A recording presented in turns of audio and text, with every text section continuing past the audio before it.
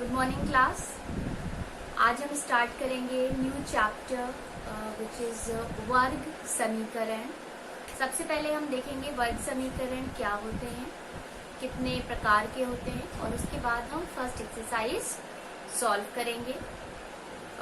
इससे पहले जो हम लोगों ने चैप्टर सॉल्व किया था, जिसमें हम लोगों ने बीजीय व्यंजकों का भागफल और गुणनफल देखा था, उसमें मैंने आप लोगों को गुणनखंड करना सिखाया था, और इस चैप्टर में भी वो आपके काम आएगा।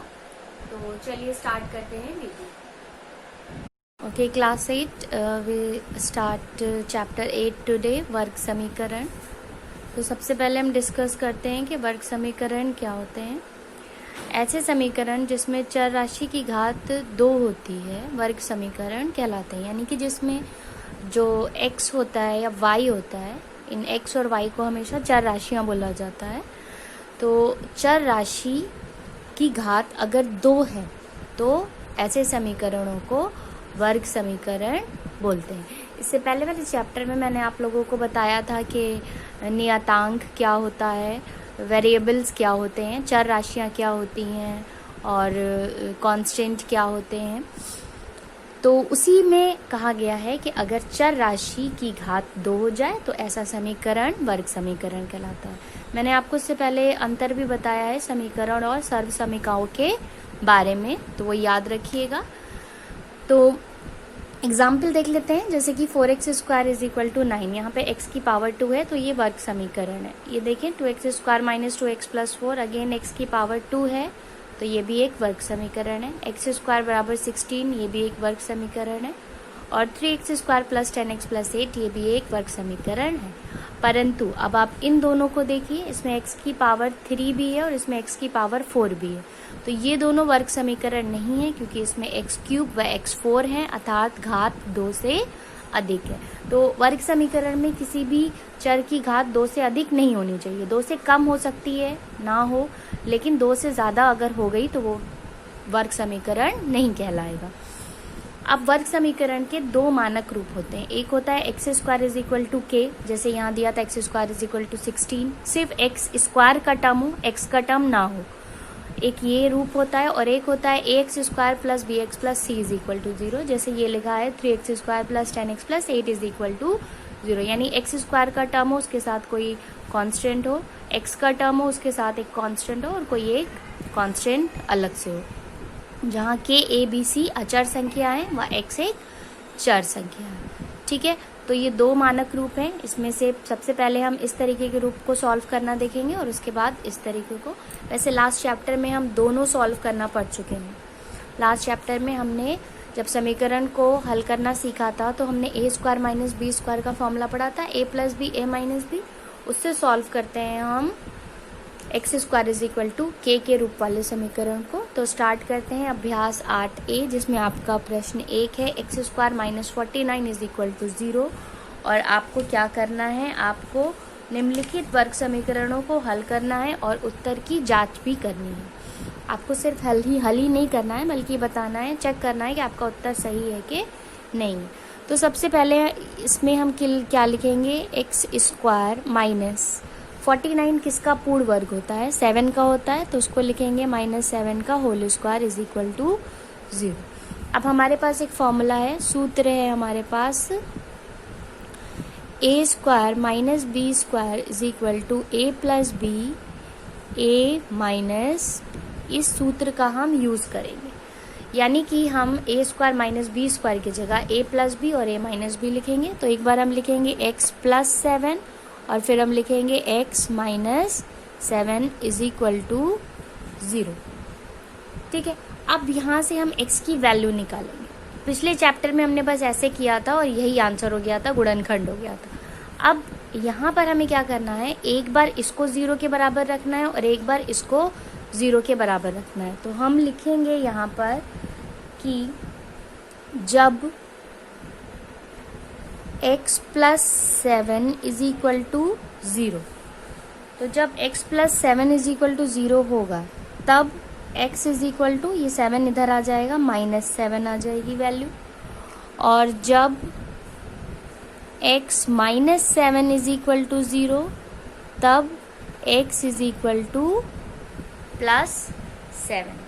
तो हमारे पास दो हल क्या आ गए, हमारे पास आ गए हल x इज इक्वल टू -7 और +7, जिसे हम एक साथ लिख सकते हैं +-7।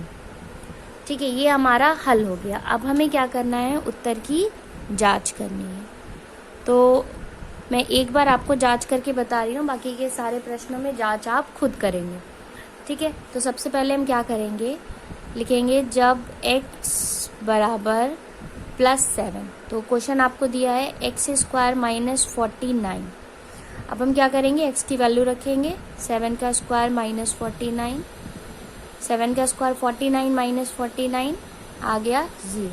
तो क्या आना चाहिए था, 0 आना चाहिए था, 0 आ गया, यानी कि ये उत्तर सही है। अब हम लिखें जब x इज इक्वल टू -7, तब x² - 49 इज इक्वल टू -7 का होल स्क्वायर -49, माइनस का स्क्वायर भी प्लस होता है, तो 49 - 49 again comes out to be 0। अतः x इज इक्वल टू +-7 के लिए समीकरण सत्य है। ठीक है, तो आपका हल क्या आ गया, x is equal to +-7, that is your answer. ठीक है, तो जो भी वैल्यू निकलती है वो वैल्यू दोनों एक एक बार रख के हम क्या करते हैं, समीकरण का लेफ्ट हैंड साइड सॉल्व करते हैं। अगर वो राइट हैंड साइड के बराबर आ जाएगा तो हम कहेंगे कि हमारा आंसर सही है। ठीक है, we will solve question number 3। तो हम क्या करेंगे, इस पूरी इक्वेशन को a से डिवाइड कर देंगे, क्योंकि हमें यहाँ पर x जो है वो अकेले चाहिए। सो हम इस इक्वेशन को a से डिवाइड करेंगे, तो हमारे पास आएगा x² - b/a। जब हम इसको a से डिवाइड करेंगे तो ये a और ये a भी कैंसिल हो जाएगा, और यहाँ पे 0/a हो जाएगा 0। तो हमारे पास इक्वेशन आई x² - b/a is equal to 0। अब हम इसे, ये किसी का परफेक्ट स्क्वायर तो है नहीं, तो हम इसे अंडर रूट में लिखेंगे, √b/a का होल स्क्वायर, क्योंकि रूट और स्क्वायर एक दूसरे को कैंसिल कर देते हैं। तो ये आपका हो जाएगा x + √b/a और x - √b/a, क्योंकि a² - b² आप यूज करेंगे तो a + b और a - b। फिर जब x + √b/a 0 होगा तो x की वैल्यू क्या आएगी, -√b/a। ठीक है, तो जब ये 0 होगा तब x की वैल्यू आपको ये मिलेगी, और जब आपका x - √b/a 0 होगा तो x की वैल्यू आपको मिलेगी प्लस में √b/a। तो आपकी दो वैल्यूज हो गई, x is equal to +-√b/a। यही आपका आंसर हो गया। और जांच आप इस क्वेश्चन की खुद से करके चेक करेंगे कि आंसर सही है कि नहीं। ठीक है, तो ये आपका आंसर हो गया और जांच आप खुद से करेंगे। Okay, next we will do question number 5। Question number 5 है आपका 64p² इज इक्वल टू 25। तो आप क्या करेंगे, 25 को इस साइड से इस साइड में लेकर आएंगे, तो ये हो जाएगा 64p² - 25 इज इक्वल टू 0। तो 64 को आप लिखेंगे 8p का होल स्क्वायर और 25 5 का स्क्वायर होता है। अब आपका ये हो जाएगा a² - b²। तो क्या बनेगा आपका 8p + 5 और 8p - 5 is equal to 0। Now जब 8p + 5 इज इक्वल टू 0, तो तब आपको p की वैल्यू क्या मिलेगी, 8p is equal to -5 and p is equal to -5/8। फिर जब 8p - 4 आपका 0 के -5 आपका 0 के बराबर होगा, तब आपको वैल्यू क्या मिलेगी, 8p इज इक्वल टू 5 और p इज इक्वल टू 5/8। तो हमें दो वैल्यूज़ मिल गई p की, p इज इक्वल टू ±5/8। यही आपका हो जाएगा आंसर। और जांच आप एक बार करके चेक कर लिएगा इसकी जांच, दैट इज़ होमवर्क। ओके, अच्छा देखिए, अभी तक हमने जितने भी क्वेश्चन सॉल्व करे हैं, क्योंकि ये एक वर्ग समीकरण है यानी जिसमें स्क्वायर होता है, तो हमेशा आपको दो वैल्यूज़ मिलेंगी, ठीक है। प्लस माइनस में हमें यहाँ पर मिल रही हैं, एक प्लस में और एक माइनस में। हमेशा हमें कौन सी वैल्यू मिल रही है, दो वैल्यूज़ मिल रही हैं। Okay, next question number 6, 5y² is equal to 20। तो उसमें हम क्या करेंगे, हम 5 को इस साइड भेज देंगे, तो y² इज इक्वल टू 20/5। 5 1 जा 5 4 जा, तो हमें मिला y² इज इक्वल टू 4, या हम इसे लिख सकते हैं y² - 4 इज इक्वल टू 0। अब आप इसे कहेंगे y² और 4 किसका होता है परफेक्ट स्क्वायर, 2 का, तो आपके पास आ जाएगा y + 2 और y -2। ओके, तो जब आपका y + 2 0 के बराबर होगा, तब आपको y की वैल्यू क्या मिलेगी, -2। और जब आपका y -2 0 के बराबर होगा, तब आपको y की वैल्यू क्या मिलेगी, +2। मीन्स फाइनल वैल्यू हमारी मिल जाएगी +-2। So that is the answer. And जांच आपकी क्या होगी, होमवर्क होगी, ठीक है। फिर होमवर्क में आप करेंगे क्वेश्चन नंबर 2 और question number 7। This is also for homework. Next we will do question number 8। देखिए, क्वेश्चन नंबर 8 आपका है 5x² is equal to x² + 1। तो उसमें हम क्या करेंगे, 5x², इस x² को इधर से इधर ले आएंगे, हो जाएगा -x² इज इक्वल टू 1। अब 5 - 1 x² इज इक्वल टू 1, 5 - 1 यानी 4x² इज इक्वल टू 1, और 4x² - 1 इज इक्वल टू 0। अब आप यहाँ पर लगाएंगे परफेक्ट स्क्वायर 2x का, और 1 तो 1 का ही होता है, तो आपको मिल जाएगा 2x + 1 और 2x - 1। फिर आप लिखेंगे जब 2x + 1 इज इक्वल टू 0, तब आपको x की वैल्यू कितनी मिलेगी, 2x is equal to -1 and x is equal to -1/2। और जब आपका 2x - 1 बराबर 0 होगा, तब आपका x इज इक्वल टू हो जाएगा +1/2, यानी हमें x की दो वैल्यूज़ मिलेंगी, +-1/2। Okay, so that will be answer.